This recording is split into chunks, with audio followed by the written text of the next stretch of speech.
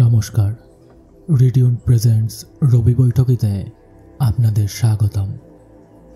রহস্যের আঙিনায় পা রেখে আজ আমরা নিয়ে এসেছি অনিশ দেবের কালজয়ী গল্প সর্বনাশের ছবি। এক রহস্যময় পেইন্টিং, অদ্ভুত ঘটনার জাল আর এক মারণ রহস্য, যে গল্প আপনাকে ভাবতে বাধ্য করবে। প্রস্তুত তো? চলুন হারিয়ে যাই এক ভিন্ন জগতে।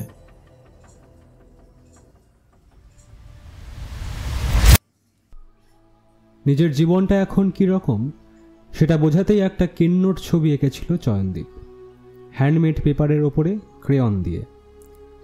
তারপর ওটার দিকেই তাকিয়েছিল।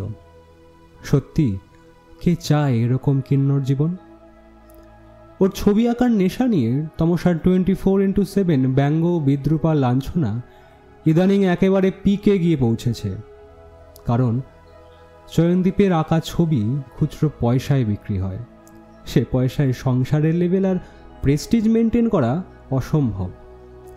তাই তমসা সবসময় চয়নকে বলে ছবি আঁকার এই ফালতু বাতিক ছেড়ে ছুড়ে পাতিক টিউশনি করতে।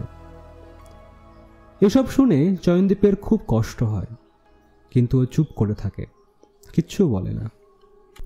এখন আঁকার টেবিলে বসে কেন্নর ছবিটার দিকে তাকিয়ে সেসব কথাই ভাবছিল।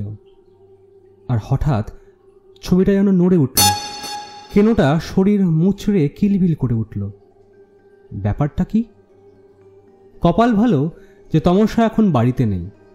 পার্ক স্ট্রিটের কোনো একটা বিউটি পার্লারে গেছে আপাদমস্তক পালিশ করাতে। ফিরতে রাত হবে। কেনোটা চয়নদীপের চোখের সামনে মাঝে মাঝেই নড়ে উঠছিল। তারপর হঠাৎই ওটা চলতে শুরু করলো। হ্যান্ডমেড কাগজের সীমানা ছাড়িয়ে ওর আঁকার টেবিলের হাবিজাবি জিনিসের মধ্যে ঢুকে পড়ল। কি তাজ্জব ব্যাপার! ব্যাপারটা ঠিকঠাক বোঝার জন্য পরপর আরও কয়েকটা ছবি আঁকলো। আরশোলা, মাছি, মশা। কেন্নটার মতোই এই তিনটে কীটপতঙ্গ জ্যান্ত হয়ে ছিটকে চলে গেল তিন দিকে। চয়নদীপ ভাবতে শুরু করল। গতকাল সন্ধ্যাবেলা প্রচণ্ড ঝড় বৃষ্টি হয়েছিল, তার সঙ্গে ঘন ঘন বজ্রপাত। চয়নের এই টেবিলের সামনের জানলাটা হাট করে খোলা ছিল। টেবিলে ছিল তার আঁকার সরঞ্জাম, তার মধ্যে ক্রেয়নের বাক্সটাও। বাক্সটা ছিল খোলা, তাতে গাদা গাদা ক্রেয়ন রং। জানলাটার একেবারে সামনে একটা বাজ পড়েছিল। কি চোখ ধাঁধানো আলো, আর কি ভয়ঙ্কর আওয়াজ! টেবিলটা কাত হয়ে পড়ে গিয়েছিল মেঝেতে। ব্যাস, সব কিছু ছত্রখান। তাহলে কি বিদ্যুতের আবেশে অদ্ভুত কিছু ঘটে গেছে এই ক্রেয়নে? ভাবতে লাগলো চয়নদীপ, কিন্তু অনেক ভেবেও কোনো উত্তর খুঁজে পেল না। হঠাৎ ওর মাথায় একটা আইডিয়া এলো। একটা A4 মাপের সাদা কাগজ নিয়ে তার উপরে কালো ক্রেয়ন দিয়ে একটা চৌকো গর্ত আঁকলো। তারপর খুব ধীরে ধীরে ওর ডান হাতের তর্জনী এগিয়ে নিয়ে গেল সেই গর্তটার দিকে। যা ভেবেছিল তাই।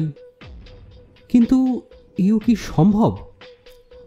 আঙুলটা গর্তের ভেতরে ঢুকিয়ে দিতেই আঙুলের ডগার দিকটা অদৃশ্য হয়ে গেল। বাকি অংশটা কালো গর্তের ওপরে দেখা যাচ্ছে। কোথায় ঢুকে গেল আঙুলটা? গর্তটা কি ব্ল্যাক হোল, নাকি ফোর্থ ডাইমেনশনের কেস? আঙুলে ঠান্ডা ভাব টের পেল চয়নদীপ। তাড়াতাড়ি আঙুলটা বের করে নিল। কেসটা আরো ছানবিন করে দেখার জন্য একটা তুলি নিয়ে গর্তটার মধ্যে ফেলে দিল ও। তুলিটা স্রেফ তলিয়ে গেল, আর ফিরে এলো না। এবার ভাবতে বসল চয়নদীপ। কিছুক্ষণ ভাবার পর সাদা কাগজের রোল থেকে একটা বড় মাপের শীট কেটে নিল। তারপর খুব মনোযোগ দিয়ে তার উপরে ক্রেয়ন দিয়ে একটা চৌকো গর্ত আঁকল। গর্তটা মাপে বেশ বড়, প্রায় 2 ফুট বাই 2 ফুট। এইবার সেই ছবিটা নিয়ে গিয়ে ওদের ফ্ল্যাটের বন্ধ সদর দরজার ঠিক সামনেটায় মেঝেতে সুন্দর করে পেতে দিল। কিছুক্ষণ পরেই তমসা ফিরবে। ওর কাছে ফ্ল্যাটের চাবি রয়েছে। চাবি দিয়ে দরজা খুলে ও নিজেই ফ্ল্যাটে ঢুকে পড়তে পারবে। তারপর চয়নদীপ তমসার ফেরার জন্য ওত পেতে অপেক্ষা করতে লাগলো।